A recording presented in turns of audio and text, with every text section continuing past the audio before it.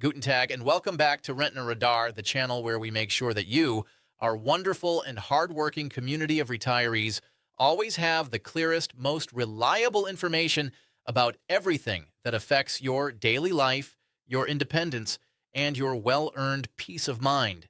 My name is Name, and I am genuinely glad you are here with me today, because what I am going to share with you in the next few minutes is something that touches the lives of a very large number of people in Germany who are over the age of 75 and who still enjoy the freedom and dignity of driving their own vehicle.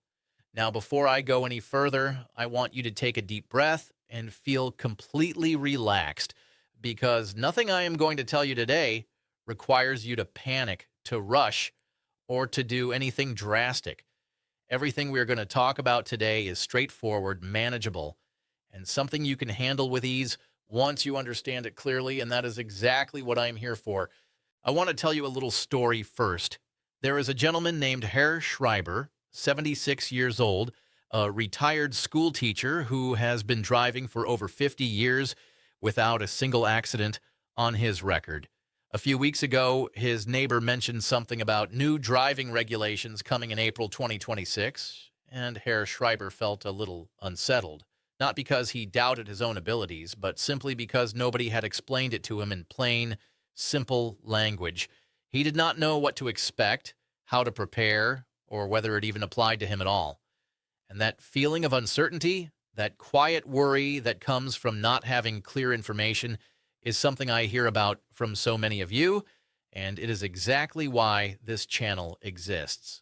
So today I am going to walk you through everything about the new driving fitness regulations that come into effect in April 2026. I am going to explain who they apply to, what they actually involve, how you can prepare yourself comfortably and confidently, what your legal rights are at every step of the process. And I am also going to share some genuinely helpful alternatives and financial tips that many people simply do not know about. By the time this video is over, you will feel informed, calm, and fully prepared, and that is my promise to you. So please make yourself comfortable, perhaps pour yourself a warm cup of coffee or tea, and let us go through this together, step by step, in a way that is easy to follow and easy to remember. Let us start right at the beginning. What exactly is changing in April 2026, and why does it matter to you?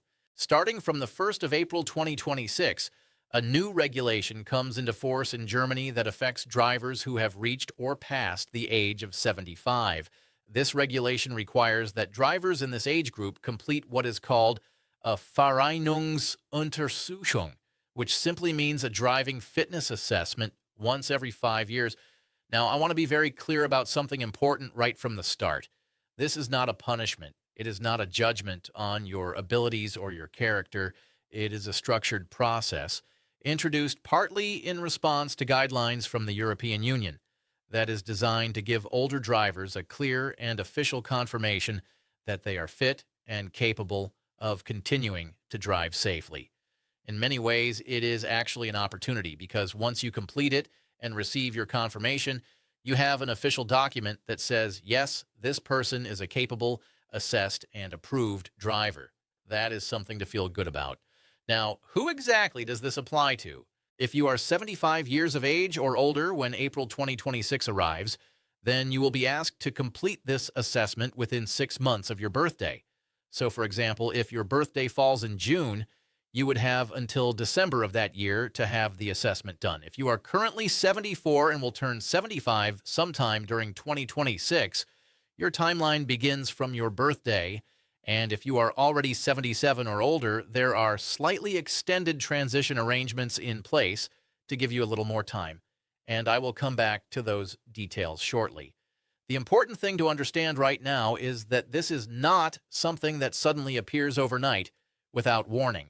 There is a clear, structured timeline, and as long as you are aware of it and take reasonable steps to prepare, you will be absolutely fine. So let us now talk about what the assessment actually involves, because I find that once people understand what they are actually walking into, a lot of the worry simply disappears.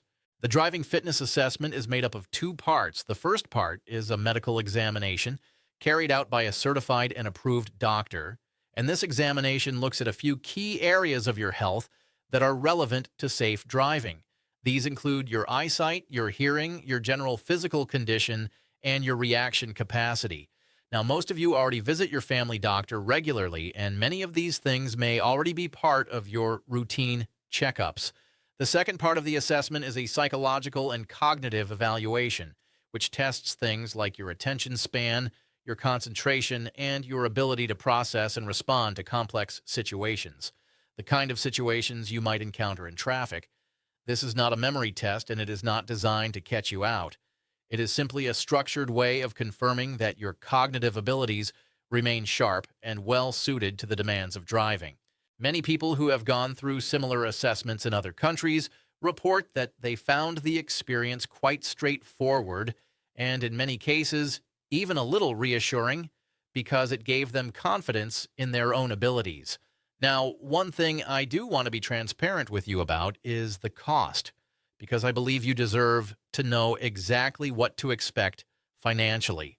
The cost of this assessment varies depending on the region you live in and the specific provider you choose, but generally you are looking at somewhere between 150 and 300 euros. This is a cost that you will need to cover yourself, as it is not currently covered by health insurance or the pension system. I know that for some of you, particularly those living on a smaller pension, this is not a trivial amount, and I genuinely understand that. But here is something very important that many people do not realize, and I will come back to this in more detail later in the video. Under certain conditions, these costs may be partially recoverable through your annual tax return as what is called an außergewöhnliche Belastung, or extraordinary financial burden. So it is absolutely worth keeping your receipts and speaking to a tax advisor or a Lohnsteuerhilfeverein about this, because you may well be able to recover some of that money. Now let us talk about how to prepare yourself well for this assessment. And I want to approach this in a very practical, positive way, because good preparation makes an enormous difference, not just to your chances of passing easily, but also to how you feel on the day itself. The first and most straightforward thing you can do is to visit your family doctor well in advance. Ask for a general health checkup that includes a review of your eyesight and your hearing.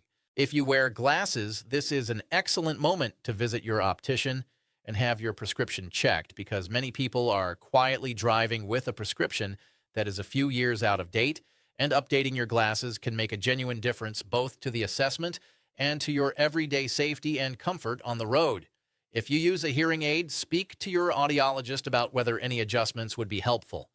These are small, easy steps that simply involve scheduling a couple of appointments, and they can have a very meaningful impact. The second thing I would encourage you to consider is some gentle cognitive practice in the weeks leading up to your assessment. There are simple, enjoyable exercises you can do at home. Things like reading, doing puzzles, playing card games, or even using tablet-based programs that gently stimulate attention and concentration. Many of these are freely available, and if you have children or grandchildren nearby, they would likely be very happy to sit down and help you find something suitable. Even 15 or 20 minutes a day of gentle mental activity can help keep your cognitive skills feeling fresh and responsive. The third recommendation I have is to consider attending a voluntary driving safety course, which many driving schools and automobile clubs in Germany offer specifically for senior drivers. These courses are not about proving anything to anyone. They are simply a wonderful opportunity to refresh your confidence behind the wheel, to practice in various road situations, and to receive helpful, encouraging feedback from an experienced driving instructor. Courses like this typically cost between 60 and 100 euros, and many participants find them genuinely enjoyable. Some even describe them as one of the most refreshing driving experiences they have had in years. And practically speaking, having participated in such a course can only reflect positively on your overall preparation and readiness. Now, before I continue, I want to pause for just a moment and acknowledge something that I think is really important. Many of you, I suspect, have had a moment of feeling slightly affronted by the idea of this new regulation, and if that is how you feel, I want you to know that your feelings are completely understandable and completely valid. You have driven safely for decades. You have never caused harm on the road. You have always been responsible and careful.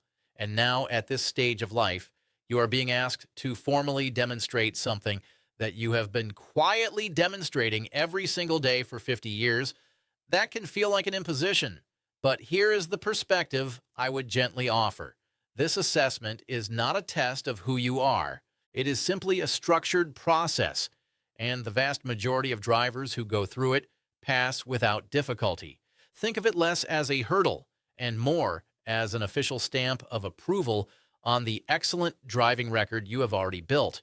You are not being doubted. You are being formally recognized. And when you walk out with that confirmation in hand, you will have something concrete that proves in writing that you are a capable and assessed driver. That is actually a rather powerful thing to have. Now, let us talk about what happens after the assessment and what your options are at every stage, because I want you to feel completely informed about the full picture. In the straightforward and most common scenario, you attend the assessment, you complete both parts, and you receive your confirmation that your driving fitness has been verified. You then continue driving as normal, and the next assessment is simply scheduled for 5 years later. That is the experience that the vast majority of people will have, and it is a smooth and reassuring one. However, I also want to be honest with you about what happens if, for any reason, the outcome is not what you hoped for, because even in that scenario, you have clear rights and clear options available to you. If you do not pass the assessment on your first attempt, you are fully entitled to repeat it. You will be given a period of time, typically around 3 months, in which to complete a repeat assessment. During this time, you may wish to revisit any specific areas that were flagged during the first attempt and take practical steps to address them, whether that involves a new pair of glasses, a medical consultation, or some additional practice and preparation. It is also entirely possible that the result of the first assessment reflected a temporary factor. Perhaps you were feeling unwell that day, or unusually tired, or anxious. These things happen, and repeating the assessment under better conditions can produce a very different outcome. If after a second attempt you are still not satisfied with the outcome, or if the driving authority issues a decision that you believe is not accurate or fair, you have the legal right to formally appeal that decision. This is called a Widerspruch, and it must be submitted in writing, typically within 1 month of receiving the official notification.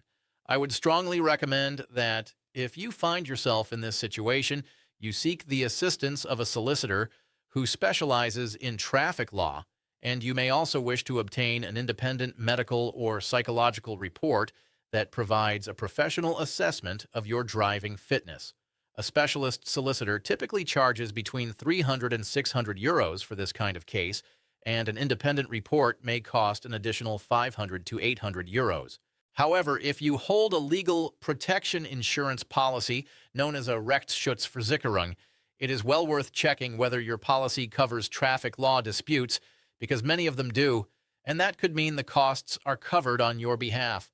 The key message I want you to take away from this part of our conversation is that at every single stage of this process, you have rights, you have options, and you are never simply left without recourse.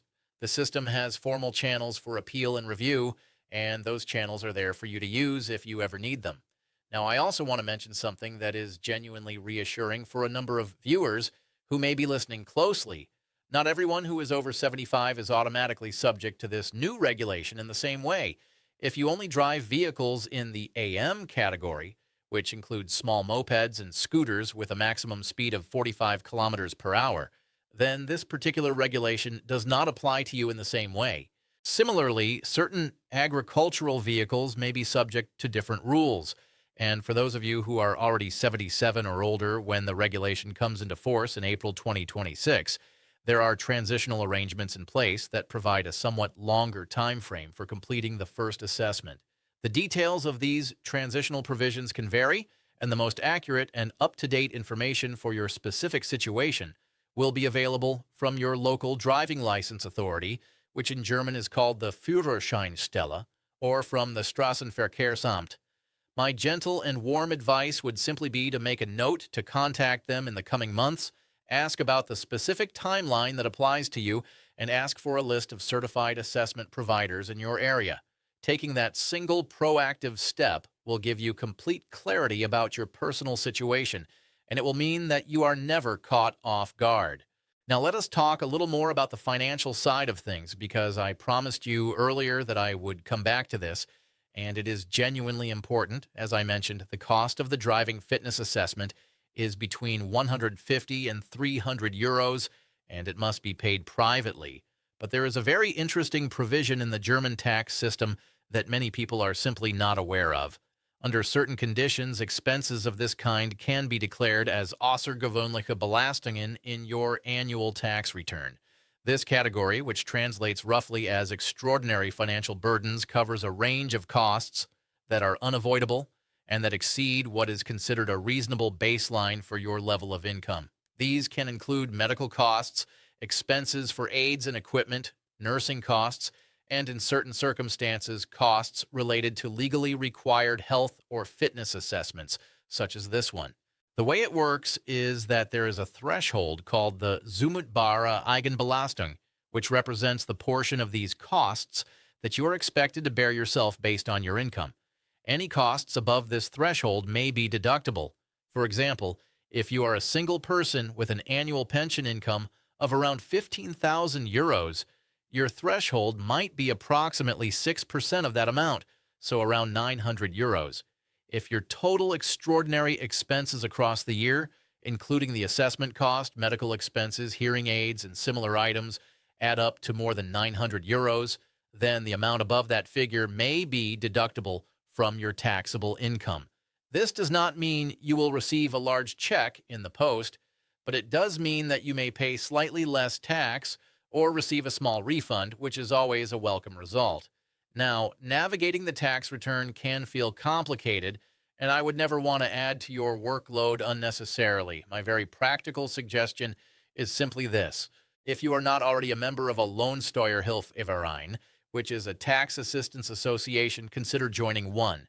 Membership typically costs between 50 and 100 euros per year, depending on your income level, and in return, trained and experienced advisors will assist you with your complete annual tax return, ensuring that you claim every deduction and benefit that you are legally entitled to. Many retirees who have joined such associations find that they recover more than the cost of membership each year simply through deductions they were previously unaware of. It is a quiet and simple way of making sure that your money works as well for you as it possibly can.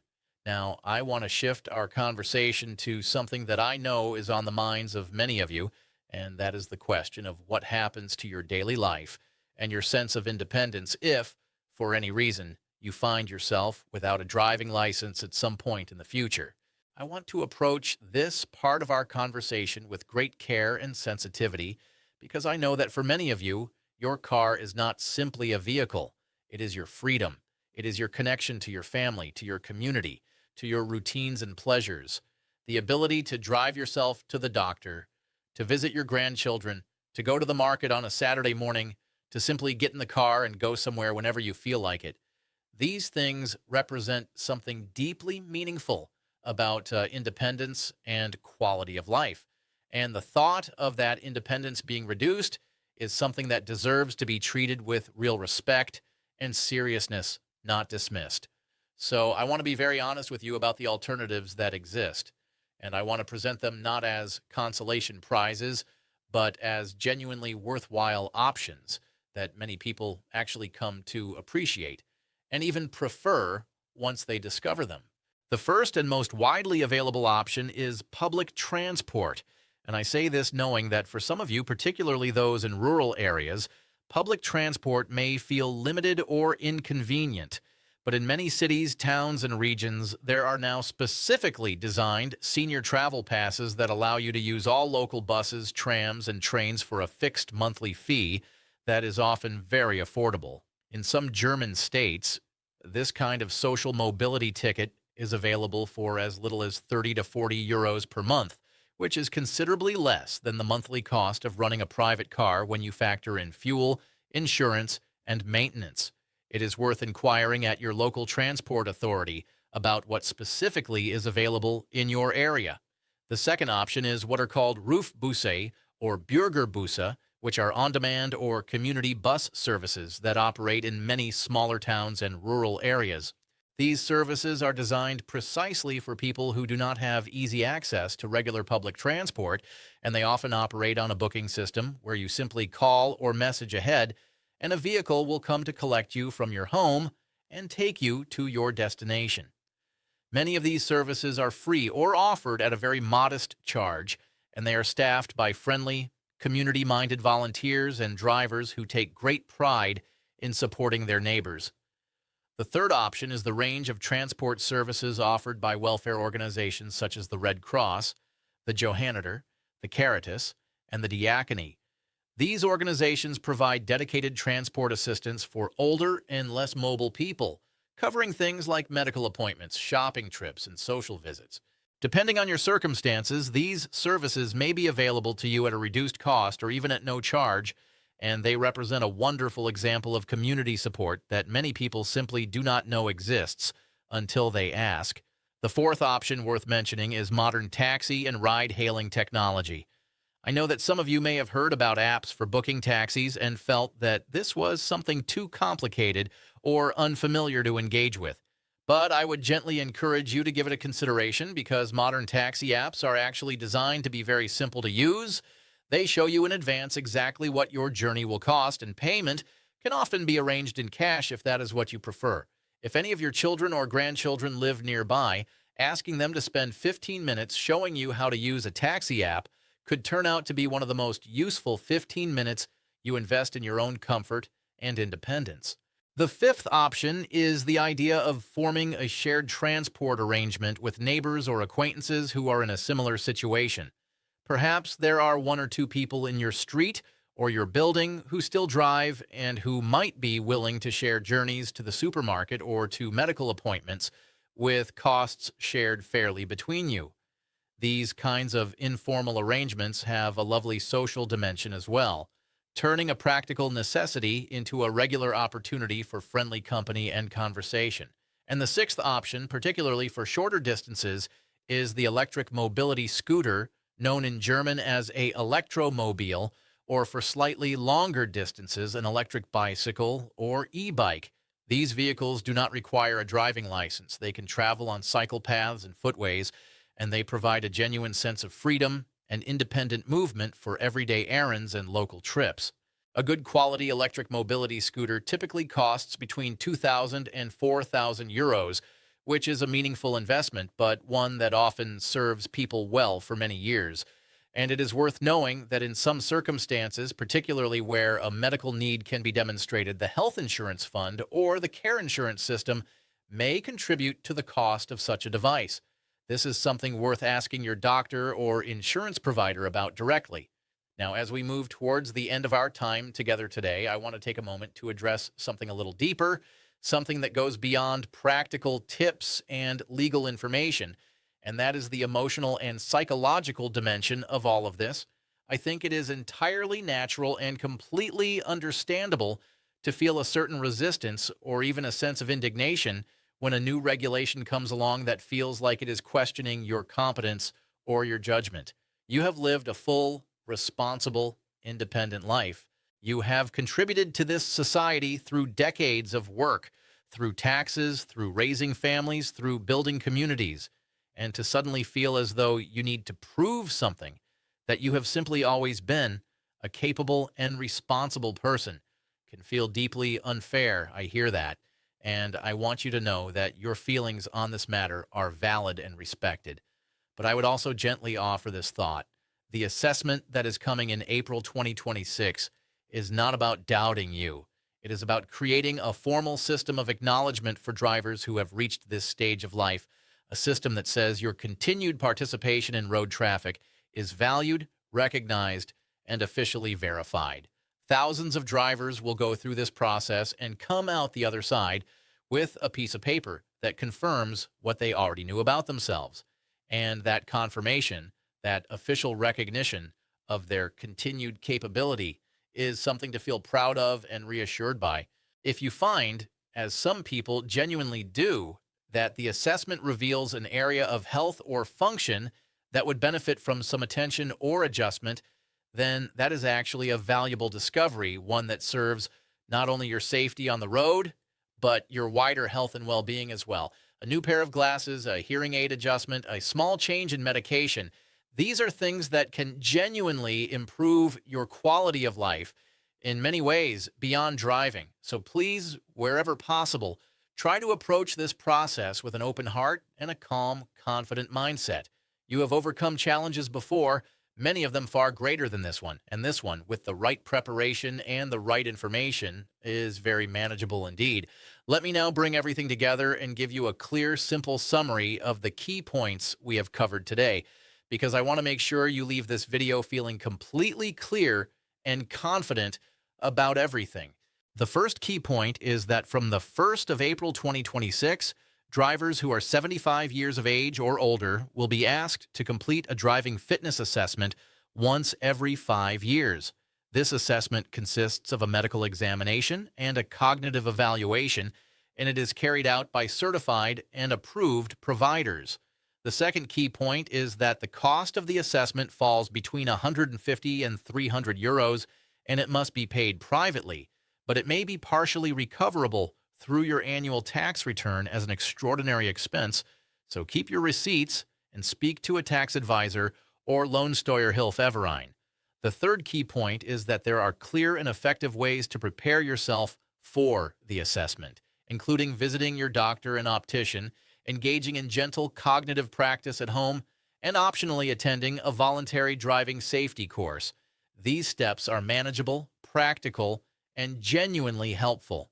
The fourth key point is that if your result is not what you hoped for, you have the right to repeat the assessment, and if you are unhappy with a decision made by the driving authority, you have the full legal right to appeal, and specialist legal assistance is available to support you through that process.